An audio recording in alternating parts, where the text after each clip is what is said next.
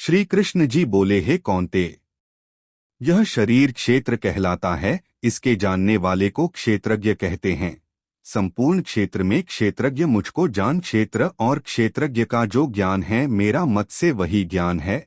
यह क्षेत्र कैसे रूप का है, उसमें कौन दो विकार होते हैं, उसकी उत्पत्ति किस प्रकार से हुई और क्षेत्रज्ञ का क्या प्रभाव है, इत्यादि बातें संक्षेप से कहता हूँ, सुनो। अनेक ऋषियों ने अनेक प्रकार के छंदों में इनको बताया है। वेदों ने भी पृथक दो वर्णन किया है और हेत वाले बहुसूत्र पदों करके भी यह ज्ञान निश्चय किया गया है।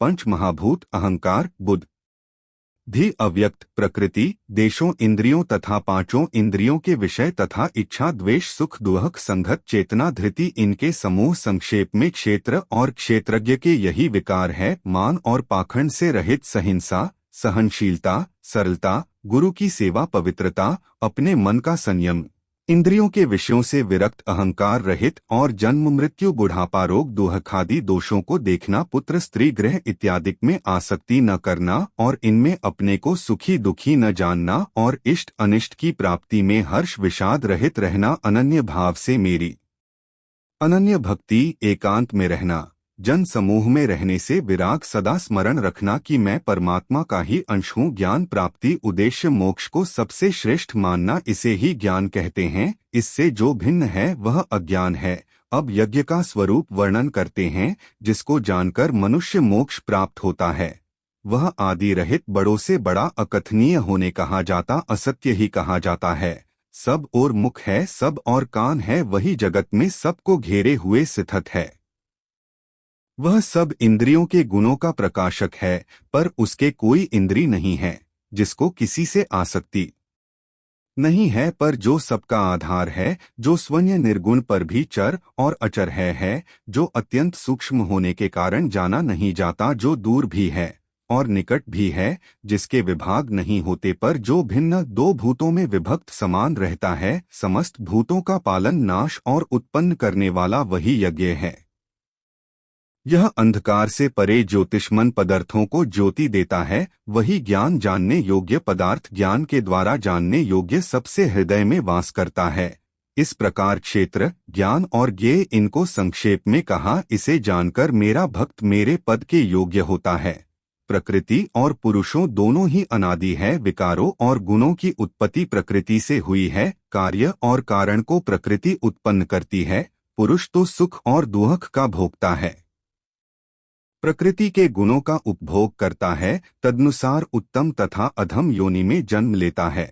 इस देह में उसे उपद्रष्टा, अनुमंता, भर्ता, भोक्ता, महेश्वर परमात्मा और परम पुरुष को जो जानता महेश्वर परात्मा और परम पुरुष कहते हैं। इस प्रकार गुणों के साथ प्रकृति और पुरुष को जो जानता है, उसका रहन सहने चाहे जैसा हो, पुनर्जन्म नहीं होता। कोई ध्यान से, कोई योग से और कोई कर्म योग के द्वारा अपने को आत्मा में देखते हैं, परंतु कोई तो इस प्रकार न जानते हुए भी दूसरों से सुनकर ध्यान करते हैं और श्रद्धा से सुनकर वे भी मृत्यु के पार चले जाते हैं। हे अर्जुन, स्थावर जंगम सब उत्पन्न प्राणी क्षेत्र और क्षेत्रज्ञ के संयोग से ही होता है। परमेश्वर सब भूतों में समान रूप से है, भूतों को नष्ट होने पर भी उसका नाश नहीं होता। इसी भांति जो देखता है वही देखता है।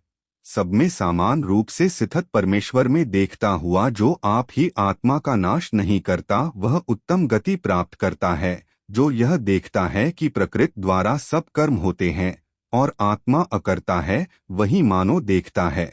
जब वह भिन्न दो भूतों को परमेश्वर के बीच एक रूप देखता है और उसी में उनका विस्तार देखता है, तब वह ब्रह्मा को प्राप्त होता है।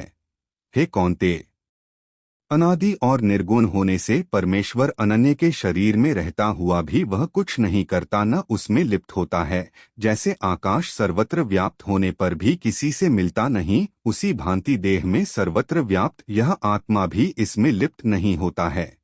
हे भारत, जैसे एक ही सूर्य समस्त लोक को प्रकाशित करता है, वैसे ही क्षेत्रज्ञ समस्त क्षेत्र को प्रकाशित करता है। जो लोग ज्ञान दृष्टि से क्षेत्र और क्षेत्रज्ञ का भेद तथा भूतों की प्रकृति देखकर मोक्ष का उपाय ज्ञान लेते हैं, वे परम पद को पा लेता है। श्री नारायण जी बोले, हे लक्ष्मी, अब 13वां अध्याय का माहात्म्य सुनो। दक्षिणी देश हरिनाम नगर था। वहाँ एक व्यभिचारिणी स्त्री रहती थी। वह व्यभिचारी करे, मांस मदिरा खावे। एक दिन एक पुरुष से उनसे वचन किया कि अमुक स्थान में तेरे पास आऊंगी, तुम वहाँ चलो। वह पुरुष किसी और वन में चला गया और वह स्त्री उसे ढूंढती -2 हैरान हो गई, पर मनुष्य न मिला। वही भी भागता फिरे। वह गणिका थककर उसका रास्ता देखने लगी। देखते दो ही सारा दिन व्यतीत हुआ, प्रीतम न आया। सांझ हो गई। वह गणिका प्रीतम का नाम ले लेकर पुकारने लगी। इतने में वह पुरुष मिला। दोनों बहुत प्रसन्न होकर बैठे। इतने में एक शेर आया। गणिका डर गई। तब शेर बोला, आरी गणिका, मैं तुझे खाऊंगा। गणिका बोली, तू अपने पहले जन्म की बात कह, तू कौन है? सिंह बोला, मैं पूर्व जन्म में ब्राह्मण था, झूठ बोलता था, बड़ा लोभी था, जुआ खेलता था तथा दूसरे का धन हर लेता था। एक दिन प्रभात के समय घर से उठकर चला, मार्ग में गिरते ही देह छूट गई। यमों न पकड़ लिया, धर्मराज के पास ले गए। देखते ही धर्मराज ने हुक्म दिया, इसी घड़ी ब्राह्मण को सिंह का जन्म दे दो। यह देह मुझे मिली और हुक्म दिया, जो प्राणी पापी दुराचार करने वाले हो तिनको तू खाया कर। जो साधु वैष्णव हरिभक्त हो उनके पास न जाना। हे गणिका, मुझे धर्मराज की यह आज्ञा है, तिनकी आज्ञा कर सिंह की योनि में आया हूँ। तू व्यभिचारिणी गणिका पापिन है, इसी से तुमको खाऊंगा। इतना कहकर गणिका को खा गया। तब यह धर्मराज के पास गणिका को ले गए। धर्मराज ने हुक्म दिया, इसको चांडालिनी का जन्म देवो। श्री नारायण जी कहते हैं, हे लक्ष्मी, उसने गणिका की देह त्याग चांडालिनी की देह पाई। कई दिनों तब वह नर्मदा नदी के तट चलती थी। वहां क्या देखा कि एक साधु गीता के 13वां अध्याय का पाठ करता है। उसने सुन लिया। जब अध्याय पढ़ के भोग लगाया, चांडालिनी के प्राण छूट गए। देवदेही पाई, आकाश से विमान आए, तिन पर बैठकर बैकुंठ को चली। साधु ने पूछा, आरी तूने कौन पुण्य किया जिसके करने से बैकुंठ को चली है?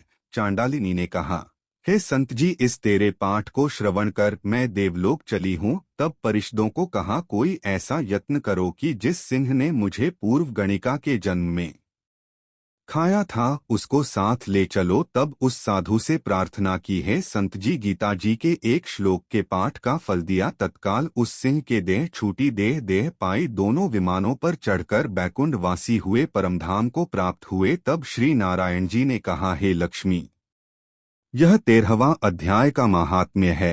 प्रीत के साथ पढ़ने के बाद का कुछ फल कहा नहीं जाता। अनजाने पाने से पढ़े तो भी मेरे परमधाम को प्राप्त होता है।